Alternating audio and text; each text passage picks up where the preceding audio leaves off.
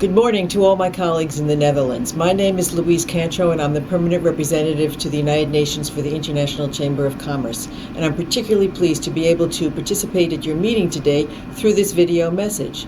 When Marika and her team realized that I was not going to be able to join you in person, they came up with this very creative solution. She and her team have prepared 4 questions around the post-2015 development agenda that I'm going to reflect on over the next 15 minutes. We have an interviewer here in New York, so let's get started.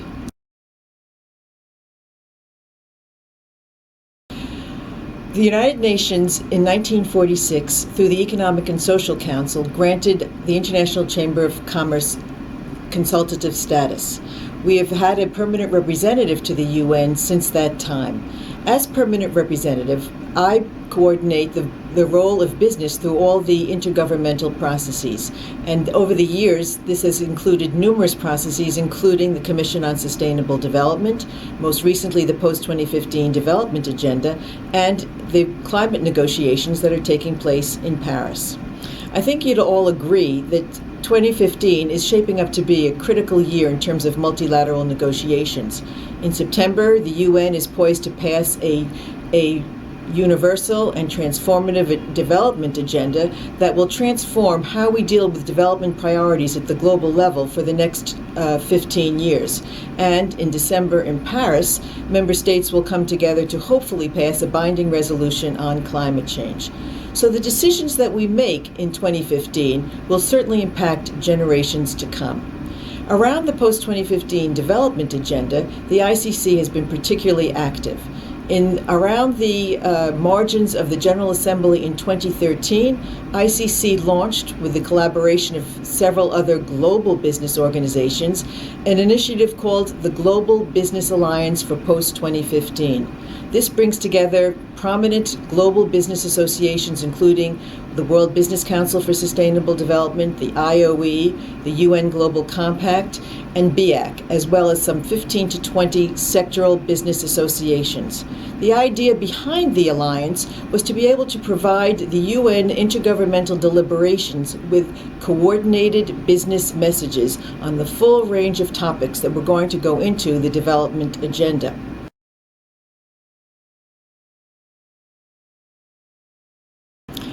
As many of you know, when the MDGs were passed in 2000, the role of business was not well understood. In fact, business was not at all consulted in the elaboration of the Millennium Summit or the 8 MDGs. But over the next 15 years, the constructive role of business in terms of achieving many of the targets around the goals and targets around the MDGs became fully apparent. But this time, when Secretary General Ban Ki-moon began the visioning around a post-2015 development agenda, he put into place a very robust process, system-wide, to include all the major stakeholders, including business.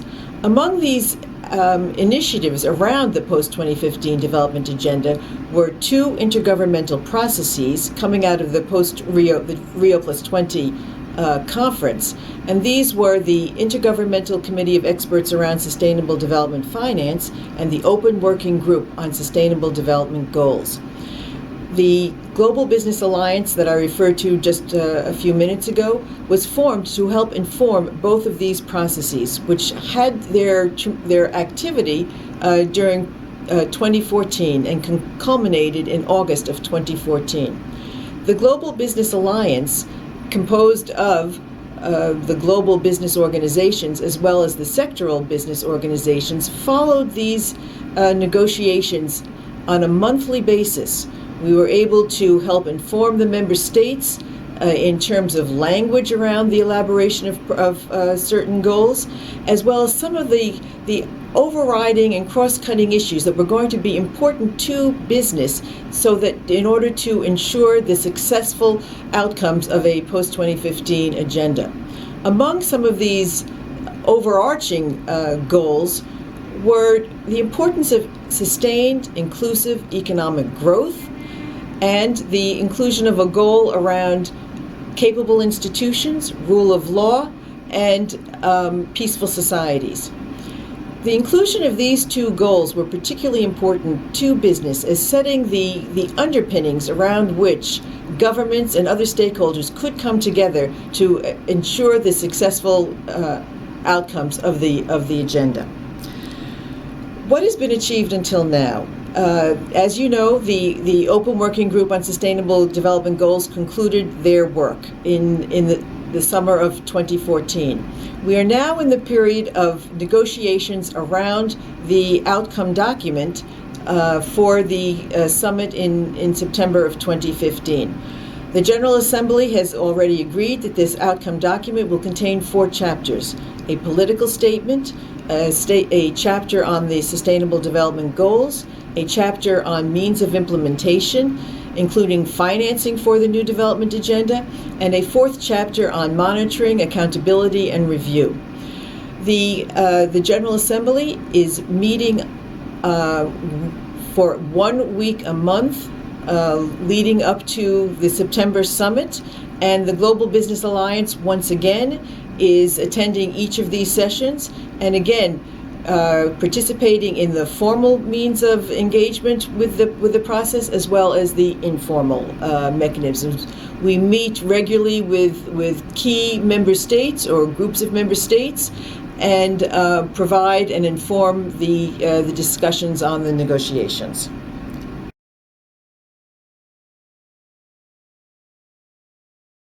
As I mentioned a few moments ago, when the MDGs were elaborated, it was little understood what the role of business would be.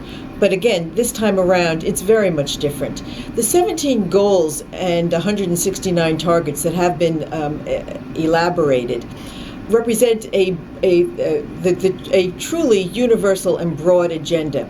Every sector of business sees a role that they can play in this agenda, so that you have large multinationals as well as small SMEs all around the globe beginning to reflect on what their current activities are already do that align themselves with these goals, that contribute to these goals, as well as what they can begin to do in the future. So that the true universality of this agenda is that there will be a menu for all businesses of all sizes, shapes, and locations to be able to participate.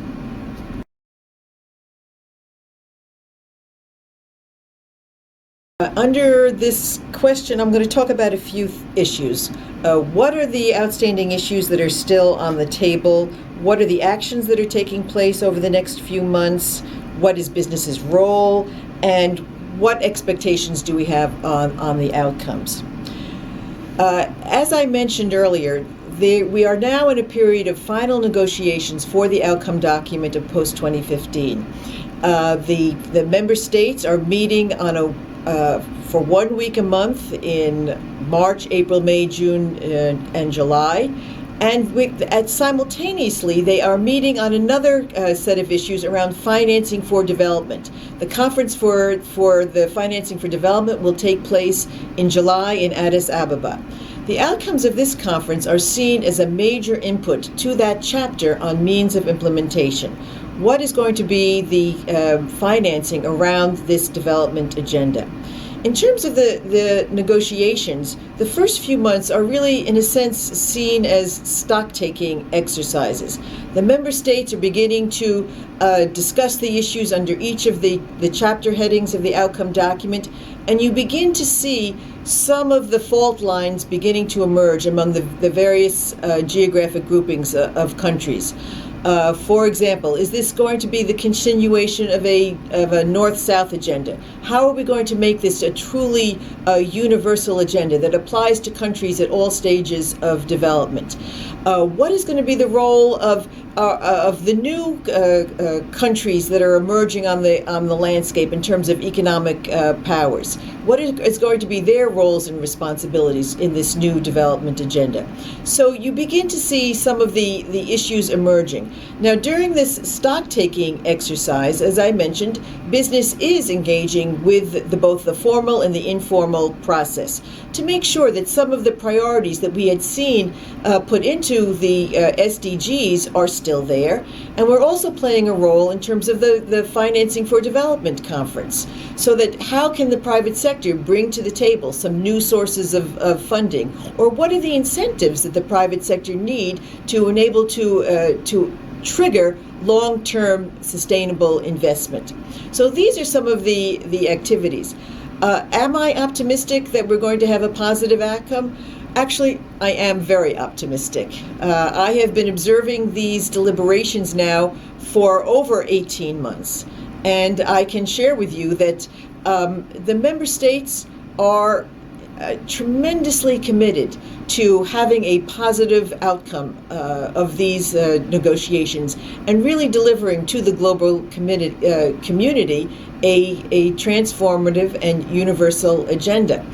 I might add that they are already putting into place a system to monitor and follow up with this agenda by creating the high-level political forum at the United Nations, and we can talk more about that later.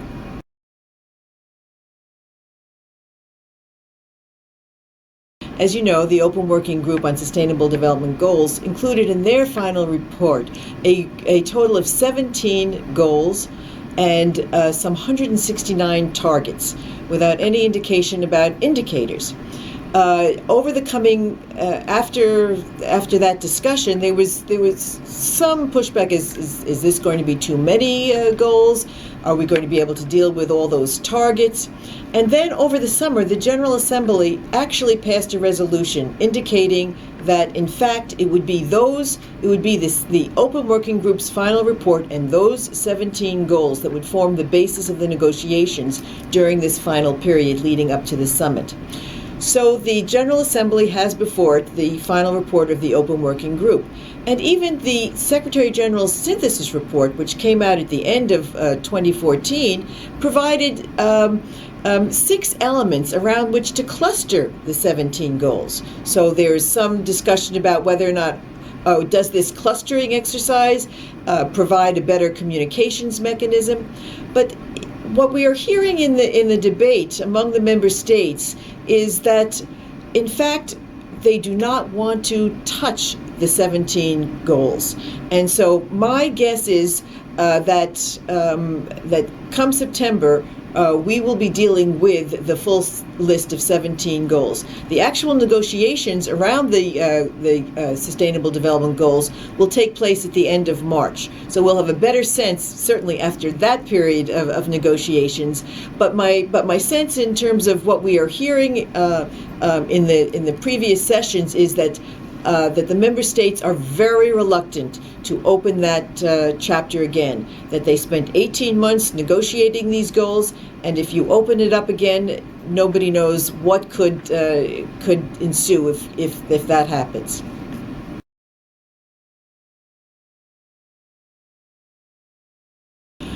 First, let me say that it has been a real pleasure for me to represent the International Chamber of Commerce and the business community in these negotiations. It has really been an historic journey.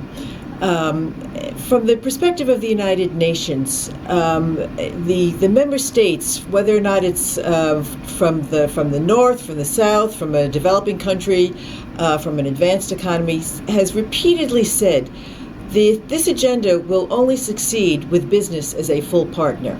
And from the side of business, it has been extremely gratifying to see, again, whether or not it's a large multinational or an SME, the tremendous interest in the elaboration of this new agenda, which really is reflective of the fact that business increasingly recognizes that business can only succeed in societies that succeed. And therefore, what happens at the United Nations, which happens at the global level, is important to their own activities. So I have all full confidence that, in fact, that business will be intimately involved in the means of implementation. And in fact, if you ask many large corporations, they're already in the process of implementation on many of the Sustainable Development Goals. So that I think that once we have the actual agenda adopted, there will be immediate activity by companies at all sizes and levels to see where it is that they will fit in terms of this menu of activity. So again, I am fully confident of businesses' full engagement engagement. But also, I am anticipating that business will remain engaged at the policy level. What is it that governments need to do to be able to incentivize business to want to partner with governments at all levels, whether or not it's at the national level or the local level? So I am fully anticipating a very robust engagement, and I am confident that, in fact, we will be able to put together a new global partnership for development.